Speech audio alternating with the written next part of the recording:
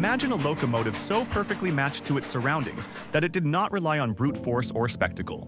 It relied on consistency.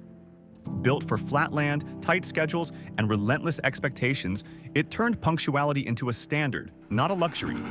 This was the New York Central Mohawk, and once it began running, it quietly taught an entire region how to expect speed, reliability, and time itself. The Mohawk did not come out of a crisis or a desperate experiment. It came from something much quieter and much more dangerous: confidence. By the early 20th century, the New York Central Railroad already controlled one of the most valuable transportation corridors in the world. From New York City through Albany, across Ohio, and all the way to Chicago, its tracks followed rivers, plains, and long, gentle stretches of land. There were no brutal climbs, no desperate battles with gravity. The landscape cooperated. But why did this geography matter so much more than people realized at the time? Because geography dictates philosophy. Railroads that fought mountains needed brute force. Railroads that followed rivers could prioritize speed, balance, and rhythm. The New York Central did not need locomotives that could survive punishment. It needed locomotives that could repeat perfection.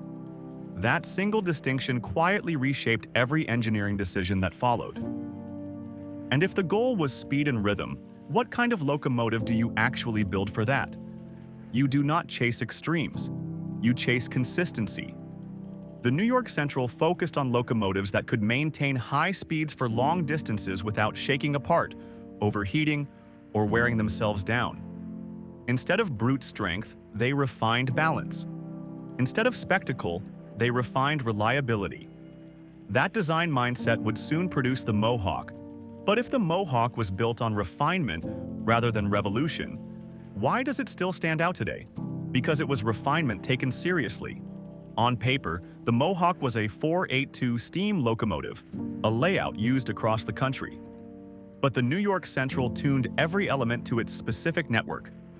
Wheel balance, boiler output, valve timing, and riding stability were all optimized for sustained speed on flat terrain. It was not generic. It was deliberate. So why give it a name at all when so many locomotives were just numbers? Because the Mohawk was meant to represent identity. The name came from the Mohawk River, a constant companion to the railroad mainline. That river symbolized smooth flow and dependable movement. The Mohawk locomotive was meant to do the same thing quietly, efficiently, and without drama. But naming a locomotive is one thing.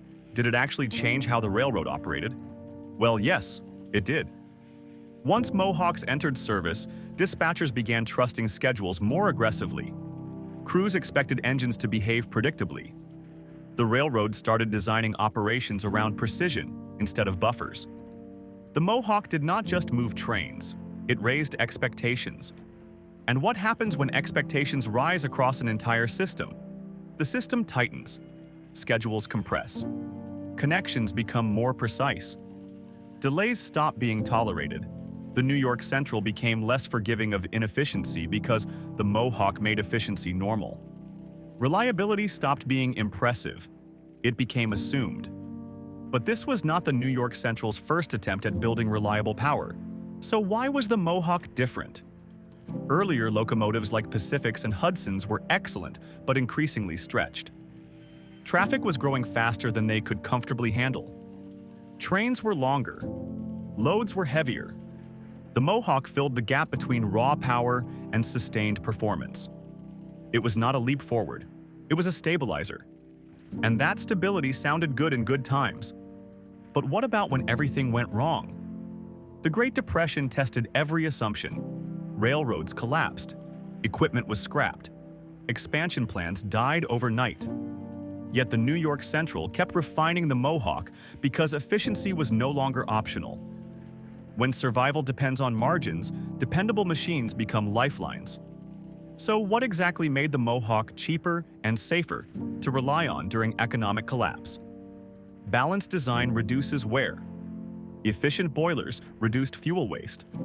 Smooth riding reduces maintenance. Over thousands of miles, those small advantages compounded. The Mohawk cost less to run per mile than older designs, which made it invaluable when every dollar mattered.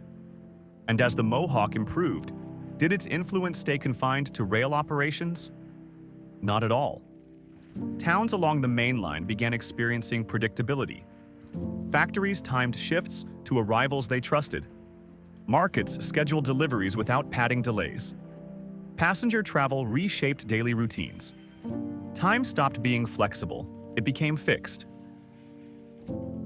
But the Mohawk was not the only famous locomotive on the New York Central.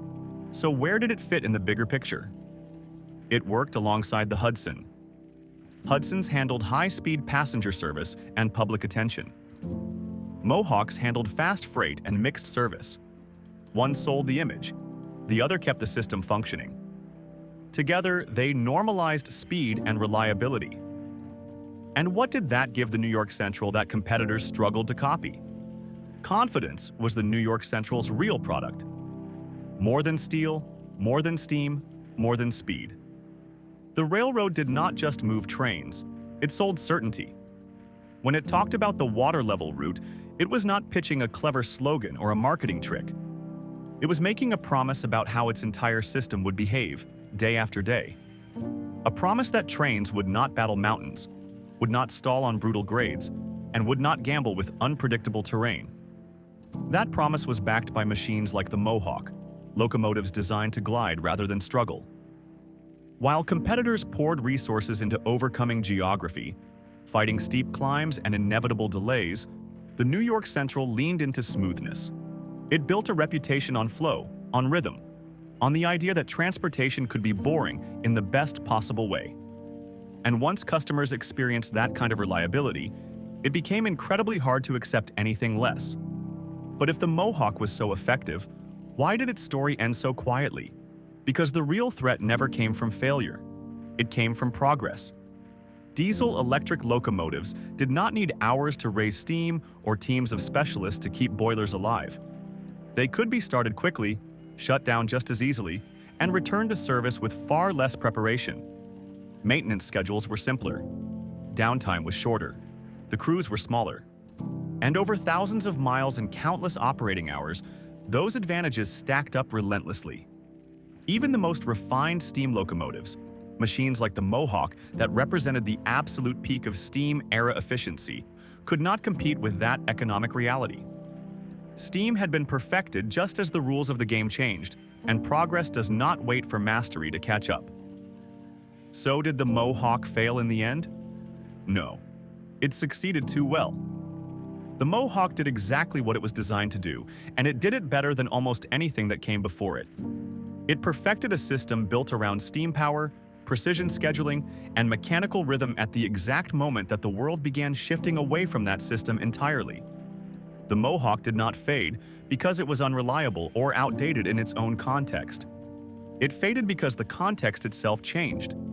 New technology rewrote the rules, and steam, no matter how refined, could not adapt fast enough. The Mohawk did not lose relevance through failure. It lost relevance because progress moved forward, quietly and relentlessly, leaving even its best creations behind. And when the locomotives disappeared, did their influence disappear with them? The opposite happened. Diesel operations inherited tight schedules. Logistics inherited precision. The expectation that transportation should be smooth, fast, and boringly reliable became permanent. The Mohawk shaped the future without being part of it.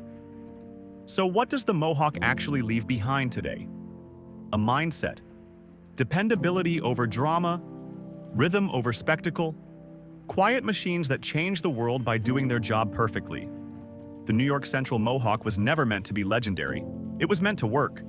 And in doing so, it taught America how to expect speed. Today, only a handful remain in museums. Cold steel, silent boilers. But if you look closely, you can still see their legacy in every schedule that runs on time. Subscribe for more stories about the machines that shaped the modern world. Because some revolutions do not shout. They arrive exactly when expected.